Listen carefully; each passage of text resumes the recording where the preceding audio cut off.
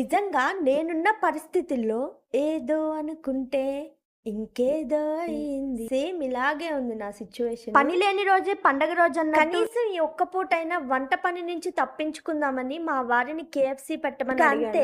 మా వారి ఫేస్ లో ఆ నవ్వు చూసి నిజంగానే ఆర్డర్ పెడుతున్నారేమోనని చాలా హ్యాపీగా ఫీల్ తీరా చూస్తే చికెన్ తీసుకొచ్చి నా చేతిలో పెట్టారు. ఏంటిది అనేలోపే కేఎఫ్సి ఎందుకు దండక కాకపోతే నీ చేతి చికెన్ పకోడీ ఉండగా అని చెప్పి చక్కగా చికెన్ కవర్ నా చేతిలో పెట్టి అయితే వెళ్ళిపోయారు. ఇంకా చేసేదేం లేక నేనైతే చికెన్ పకోడీకి రెడీ చేస్తాను. నేను ఈ చికెన్ పకోడీ మా ఇంట్లో ఉన్న వాటితో ఈజీగా సింపుల్ గా చేస్తాను. నేను చూపించిన బిర్యానీ స్పైసెస్, అల్లం వెల్లుల్లి అన్ని కలిపి గ్రైండ్ చేసుకుని పక్కన నీట్ గా వాష్ చేసుకున్న చికెన్ లో గ్రైండ్ చేసిన మసాలా, ఉప్పు, కారం, పసుపు, నిమ్మకాయ పిండి బాగా కలుపుకోవాలి. కార్న్ ఫ్లోర్, మైదా పిండి కూడా వేసుకుని మొత్తం బాగా హీట్ అయ్యాక మీడియం ఫ్లేమ్ లో చికెన్ వేసి ఫ్రై చేసుకోవడమే.